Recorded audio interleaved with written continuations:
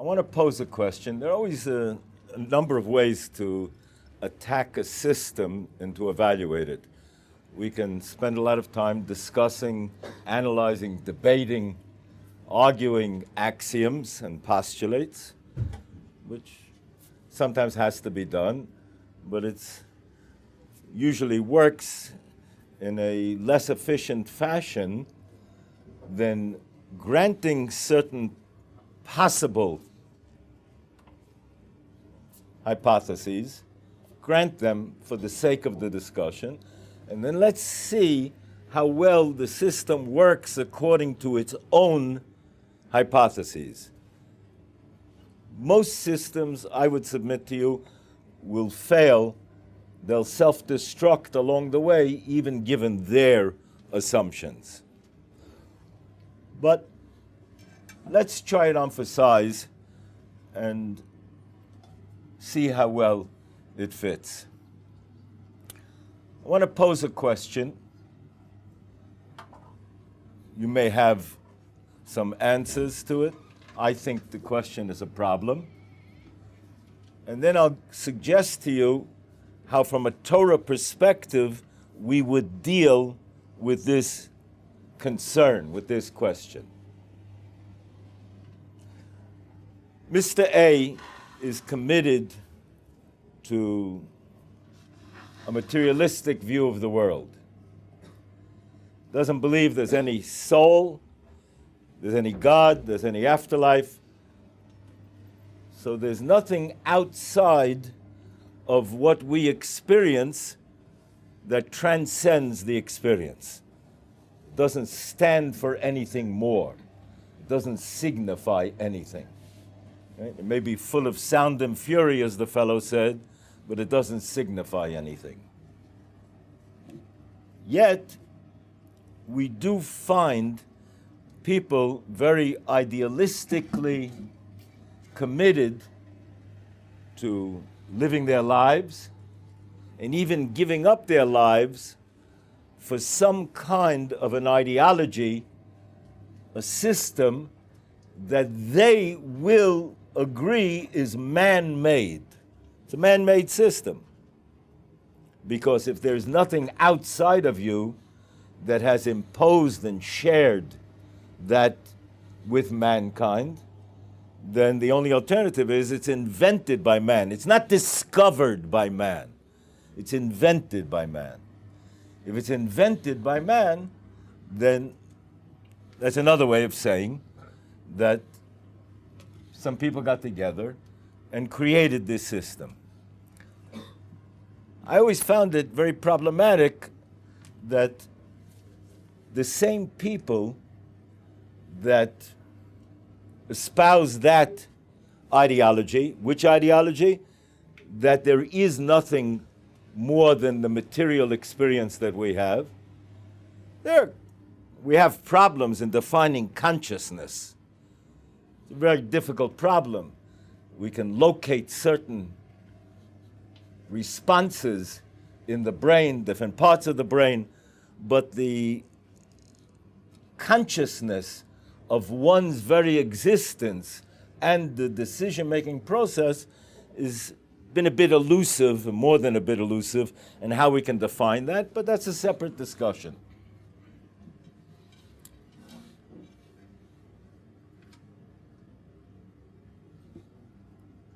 People will say that, and I'm sure you've engaged in such discussions and heard such talk, is that you can take a utilitarian view, that it's the best good, the most good for the most people. We can argue then, what difference does that make? Even if we were to arrive at what could be considered the most good for the most people, which is a problem. It's not so simple, because where does most begin and where does most end? Does it mean just the people that are walking the earth right now, or just the people in my vicinity, or the people that are just like me? Or does it mean the continuity of mankind? And what's not good today might yet be good 100 years down the line? It's a problem. It's not so simple. But let's say we were able to get to some kind of a consensus of what would be the most good for the most people, which again, parenthetically, I'm saying is not so simple. Is most equivalent to better, and is that better enough that I should give up all I have, my physical existence, my material existence, for it? If that's all I have, I end where my fingers end. It's an illusion. It's hype. I want to leave something for posterity. Most of the guys here Americans? Okay. The schoolyard where I played ball, we had choose-up games. Sunday mornings, first 20 guys that showed up, chalked in, and then 2 pitchers picked their teams. We played with 10 men on a side, like a minion, right? We played with a short center. We needed 10. But invariably, there would come discussions and sometimes vigorous disagreements in the middle of a game. Is something to be scored as a hit or as an error for posterity? And there was one guy that took it upon himself. He gave himself smicha. He ordained himself as being the official scorer. And there were invariably differences of opinion. And I can still hear it ringing in my ears, one fellow angrily rebutting the decision of this official scorer. And he said, he ain't so official to begin with. And somebody else saying, yeah, but we need something to be recorded for posterity. And another fellow saying, prosperity can look after itself. Who is the official scorer? Is there an official scoring? Is it going down in the record books? Or does it matter? And can posterity look after itself? So I'm going to offer you my take. You may have your alternative positions on how and why it is, quote unquote, with a capital M, meaningful to do A or B. If you say it's just pragmatic, private, personal, so we know where that leads us, right? Into all kinds of situational problems and the differences that will result when there are conflicting subjective needs. I want to give you a Torah perception on why this phenomenon exists. Again, what's the problem? If all you have is your physical existence, how can you give that up for anything? That's all you have. There is nothing else. I think that's a problem. The various explanations for it I find weak and lacking. I'll give you a Torah take on it if you posit how we view the world, how we understand this phenomenon. I'm not proving to you that this is true. I'm citing a problem, and I'm offering you a view, an insider's view of how our system explains this phenomenon. And then take that where you will.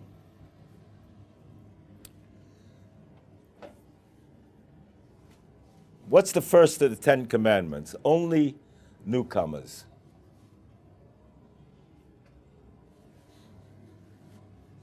Any takers? I don't mean to fulfill them, just to tell me what they are. I am God, which means believe in God. I am your God. Very interesting. In the Hebrew, the language of the text of the Chumash and of the prophets, there's no such thing as a synonym or accidental choice of diction or syntax. So that's why we spend a lot of time analyzing these things, more time than Shakespearean scholars, lahavdil, do on trying to understand why he chose this phrasing in this context. Okay. I am your God. There are two words in Hebrew that mean I. Anochi, which is how that's phrased over there. What's the other one? Ani. What's the difference between the two?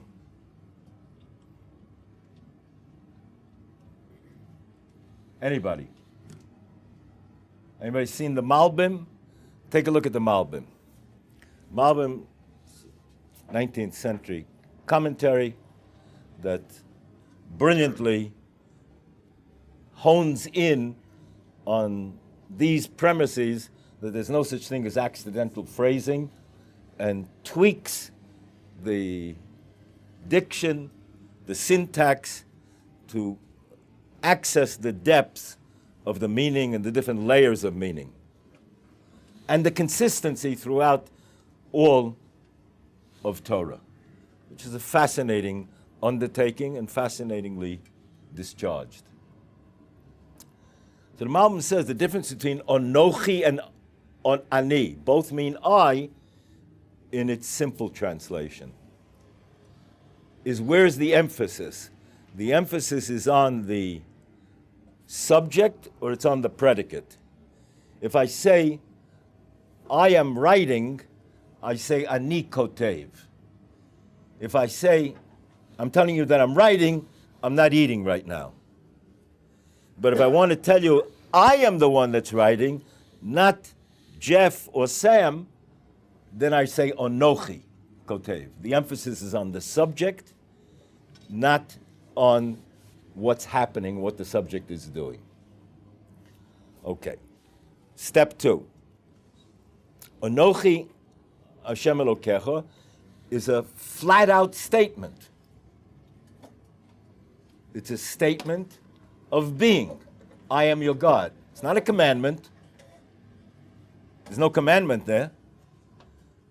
It's stated as a fact. This is the way it is. I am your God. Yet, we just said that that's the first of the 10 commandments. A commandment means either do something or don't do something. So where is there a commandment here? It's just a statement, a declarative statement, I am your God.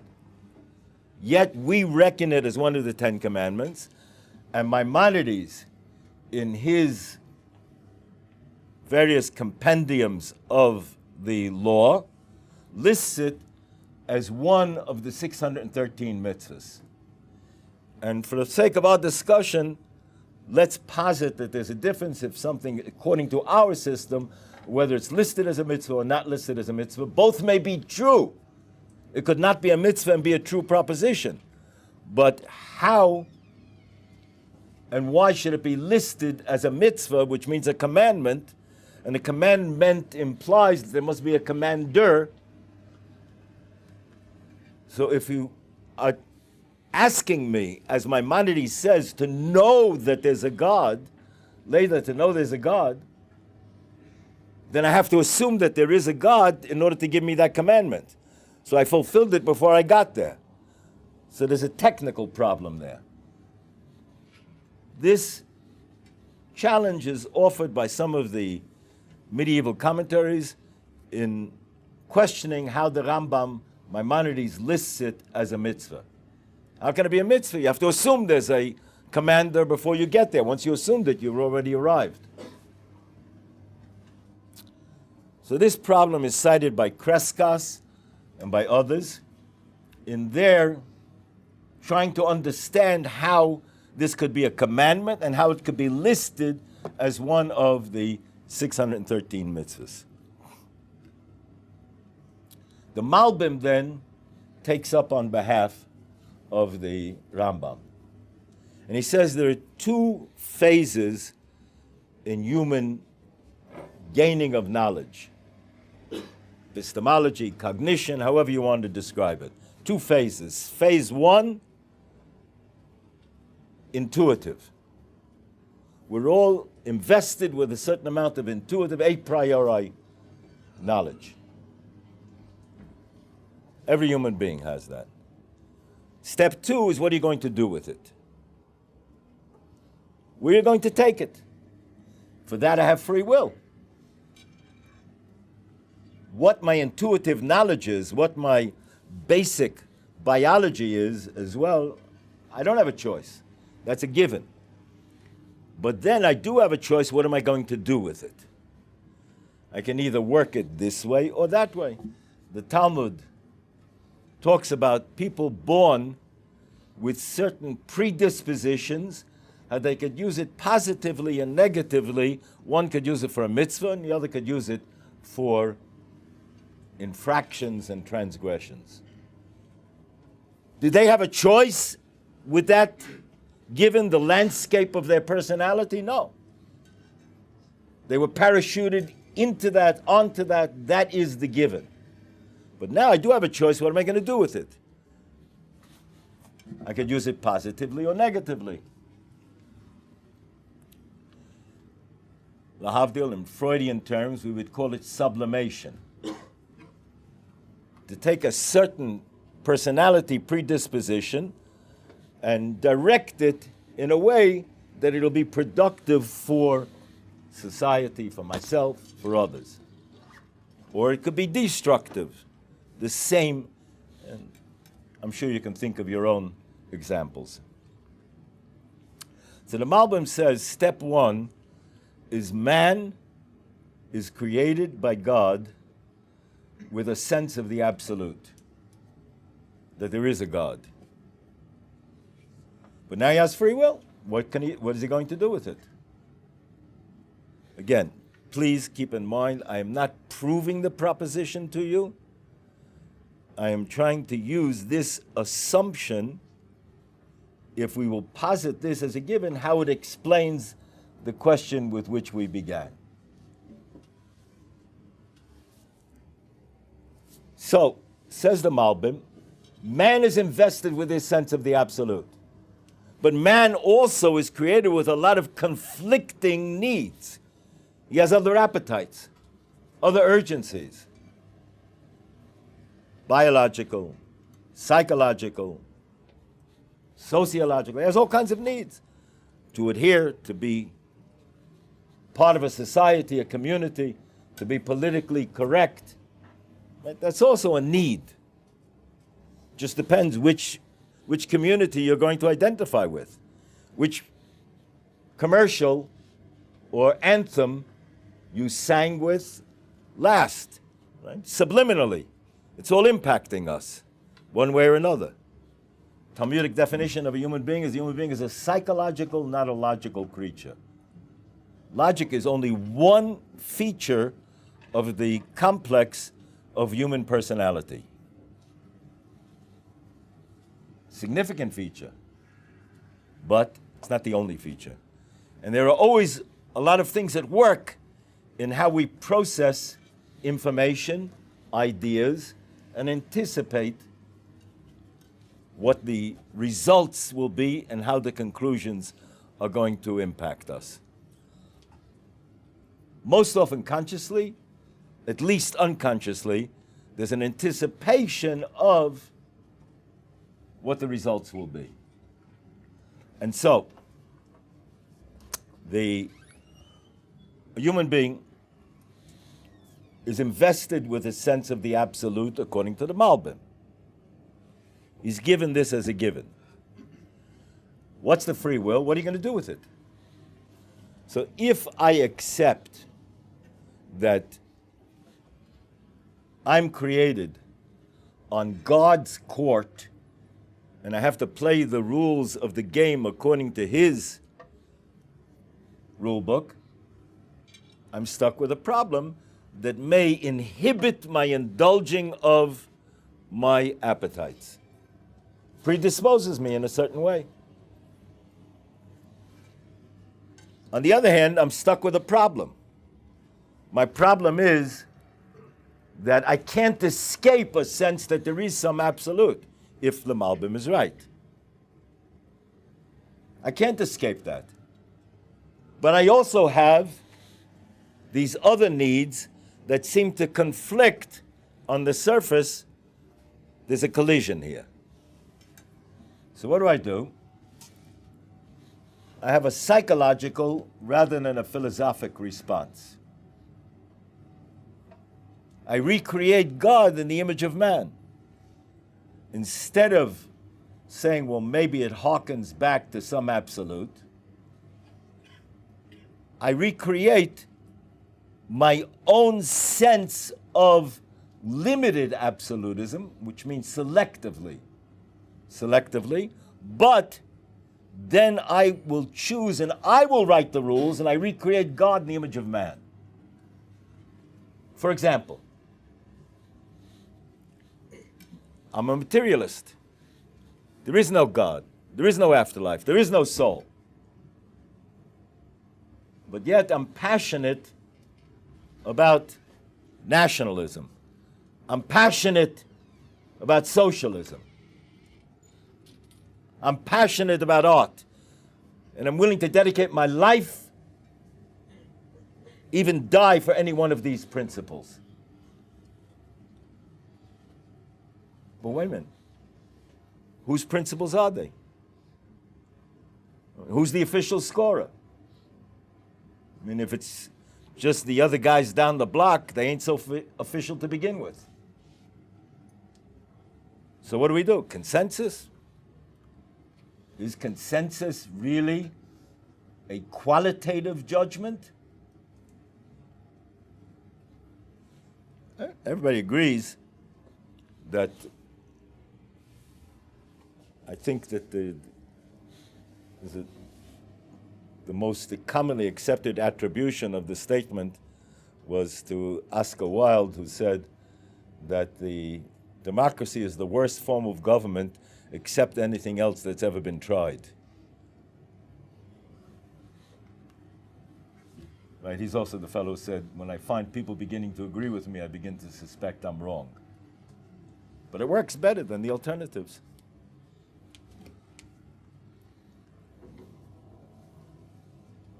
But do I know that that's absolutely true or absolutely right?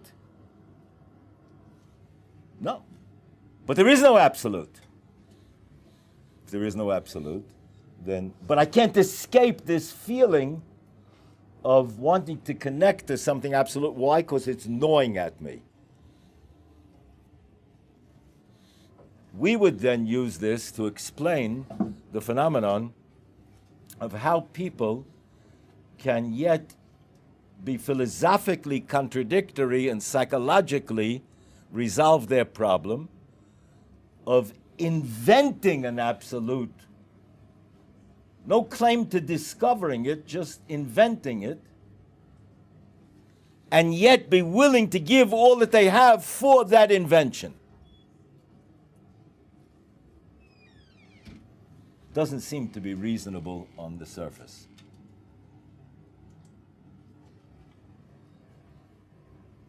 So given our perception, I say our, the Torah view, that we perceive man as a psychological rather than a logical creature. How many of you guys remember, people have heard me before, probably heard this story, but how many of you guys remember Freud's story about the man in the insane asylum? Okay, most haven't. we work from the premise around here, there's no such thing as an old story, there are only old audiences, right? Okay. According to Theodor Reich, who was prime disciple of Freud, Freud held that there was a uniquely Jewish humor. Much has been written about that since. I recommend the book to you, which if you enjoy trying to analyze these things with some very, very delightful stories. There's a fellow named Epstein, I think his name was Lawrence Epstein, a sociologist, that wrote a book on Jewish humor called The Haunted Smile, which the title tells you pretty much what it's about, The Haunted Smile. At the beginning of the still well into the 20th century, a very great disproportionate number of major comedians and comedy writers in the United States were Jewish.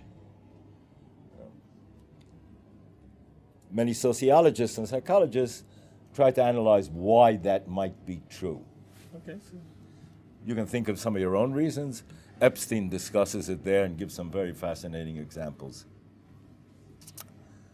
But Freud, according to Theodor Reich, held that it was uniquely Jewish humor, and the following story was Freud's favorite story.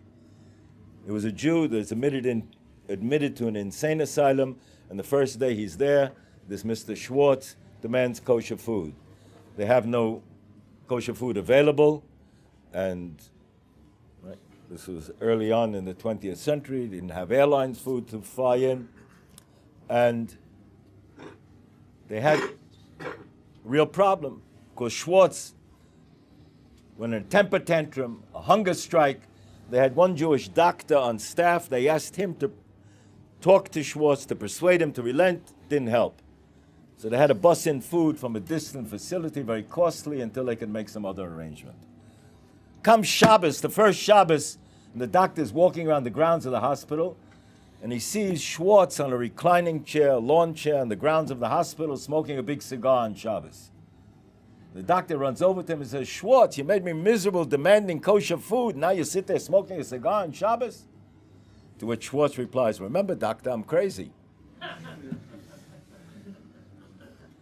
Interestingly enough, I don't think Freud knew it, but that's the Talmudic definition of sin, of transgression.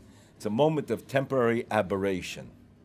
If we had all of the variables on the screen at any given moment, in place, with the genuine weight of each idea, proposition, then we would likely not decide to do what we're doing.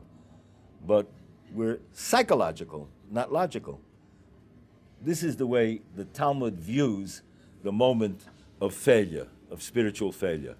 There's a moment of not having the accounting in place, not doing my due diligence, or having the strength or courage to expedite my choice according to the due diligence that might have been made or should have been made, and is now put aside.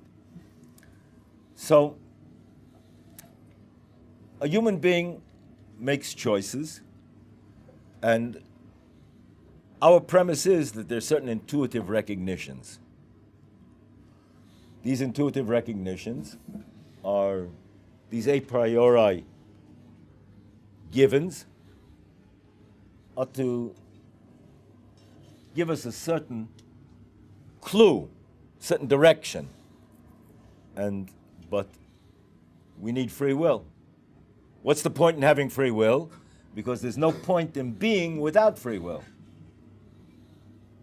The point of being is to exercise your options, to flex your muscles, spiritual muscles, to build biceps and triceps on your soul, and therefore you have to make choices. Are choices agonizing? Yeah, they're tough. But that's the way you have to have resistance in order to build those biceps and triceps. If there's no resistance, then you don't build muscles. Could God have created the world in a different way? I guess so. But I'll have to assume if this is the way in which he created it, this is better than the alternatives. Why? Because God is God, and God knows a bit more than me.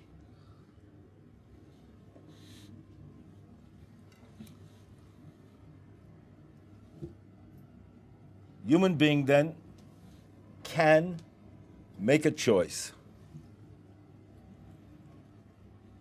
How many of you have read Alan Bloom's book, Closing of the American Mind? Okay, again, I recommend looking at it.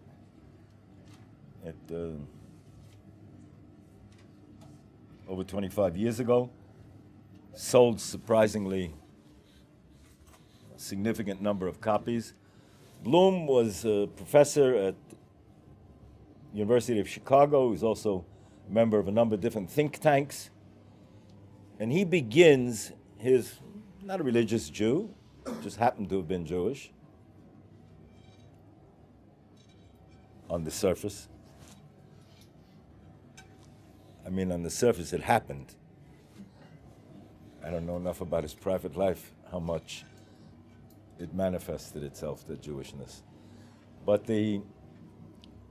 Bloom had the following question, which he said he shared with his colleagues and came up with a thesis for this book. I'm oversimplifying, but for the sake of our discussion, I think it's reasonable. Bloom starts with the following problem, that he and his peers, instructors at university, find much less creativity amongst university students. This is 25 years ago. I'm sure it's gotten better since then, right?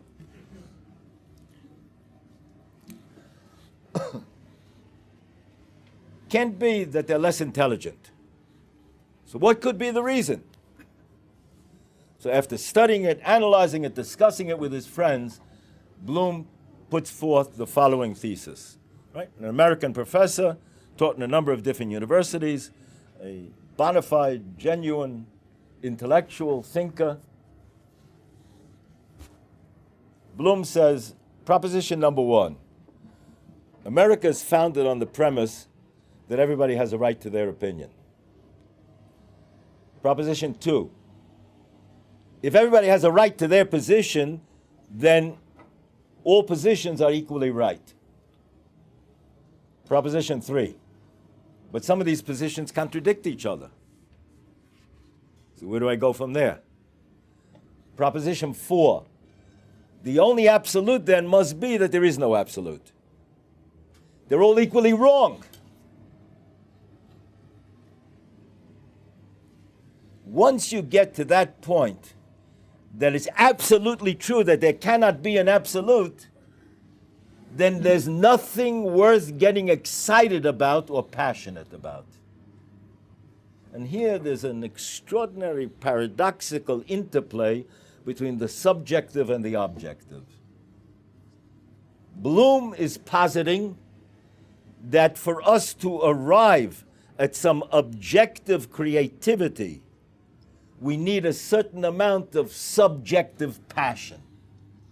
And if there isn't any subjective passion, you don't live through that to any degree, then the pistons don't churn in the engines of human personality to produce that energy that's needed for creativity. It's a little bit remindful of what I've seen again, all kinds of attributions, but I think I finally tracked it down to a fellow who was a professor at Oxford, Boardman, who once said that if you weren't a communist when you were a socialist when you were 20 years old, you have no heart. If you remained a socialist when you were 40 years old, you have no head. Right? It's a famous quote. But you have to live through a period of passion, of excitement, where there are candidates, eligibility for deserving your devotion. And if there is no devotion, then there can't be excitement. If there's no excitement, there's no enthusiasm, there's no inspiration. Now, that doesn't tell us which way and which direction, where to assign and invest that enthusiasm. That's another question.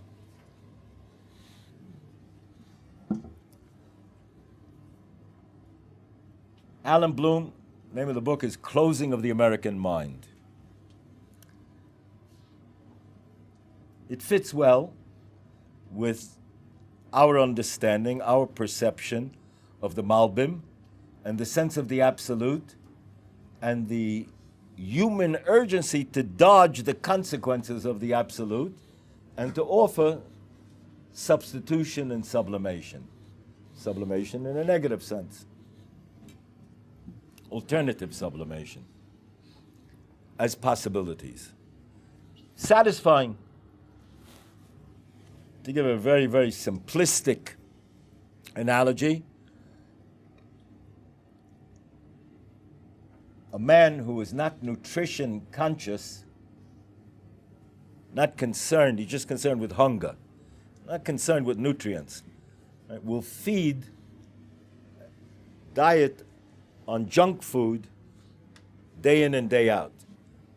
He feels sated, but his body isn't getting the nourishment that it really needs.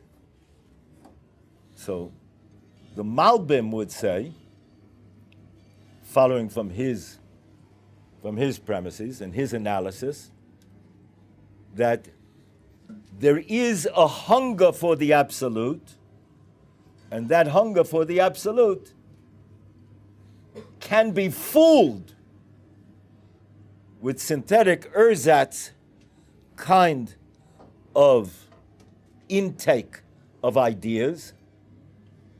They can get digested into the system, but they're not giving the quote-unquote soul, positing that there is that soul, its nutrients, not building the biceps and the triceps that are necessary. Recently we had Shavuos, the story of Ruth. I don't know how much all of you know about it, but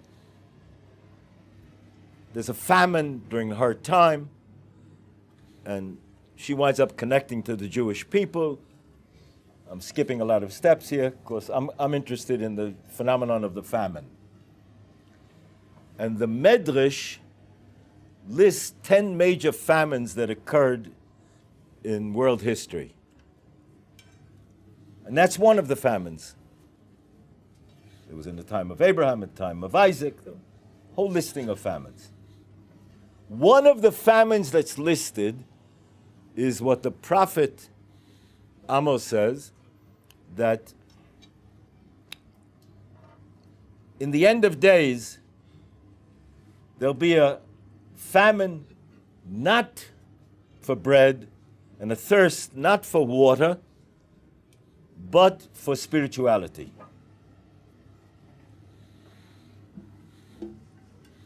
So the Panovich Arav was the founder of what most people consider to be the Harvard, MIT, Stanford of yeshivas in Israel.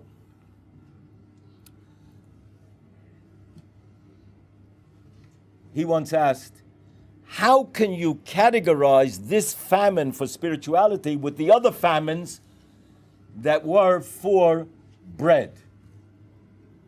They're all negative. It's a bad thing to be hungry and not find food. Here, it's a positive thing to be hungry for spirituality.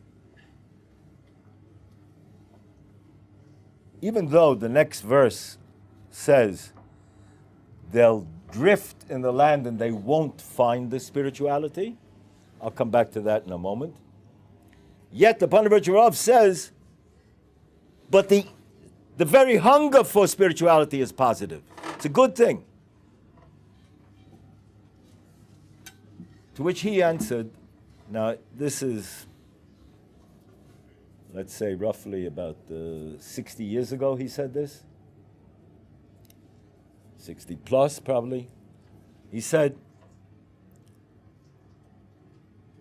if you've ever been exposed to a famine, hopefully not in the future,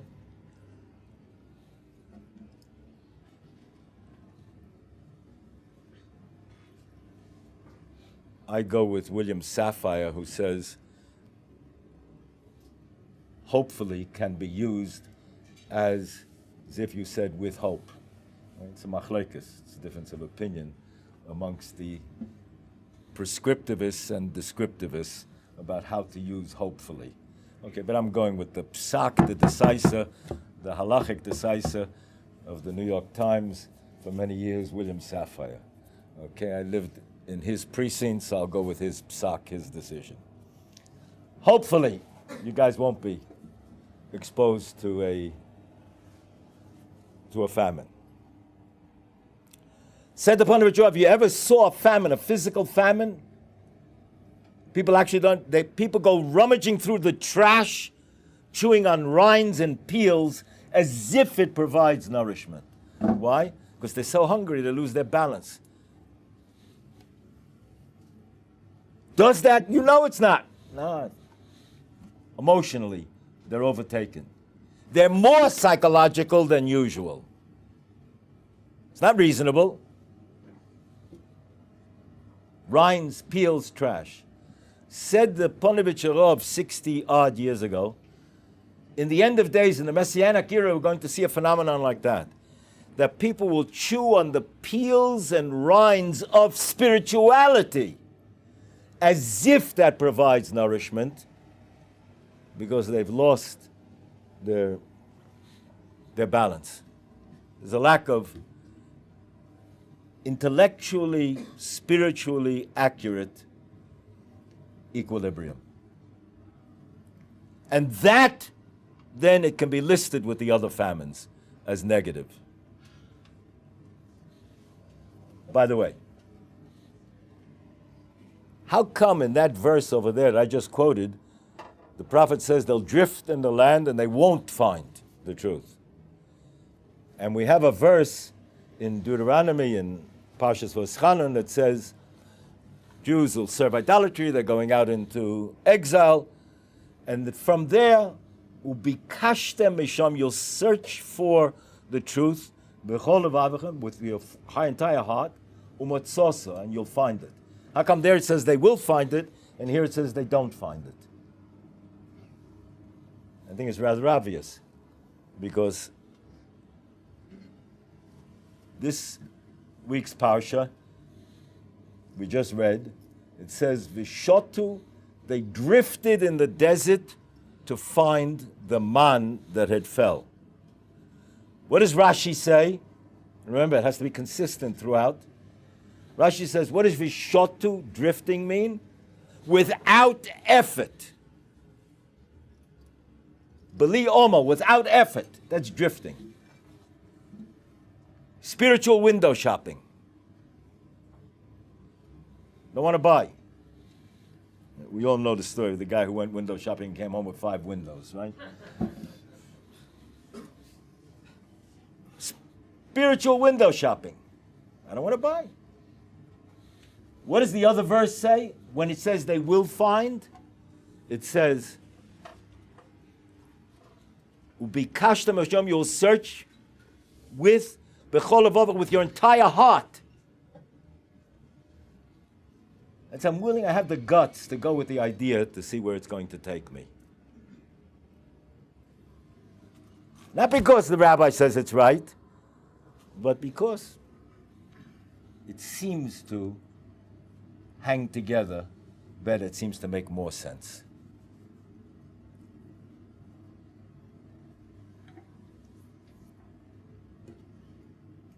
Fellas are on a journey.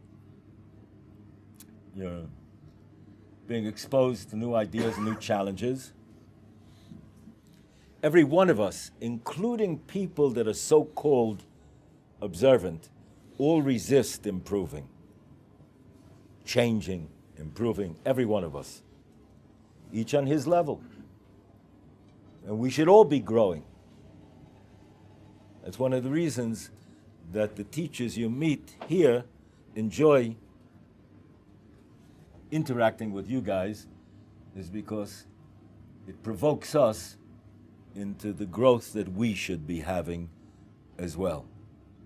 We enjoy that. We welcome it. It's something that I saw from my teachers, and they in turn saw it from their teachers.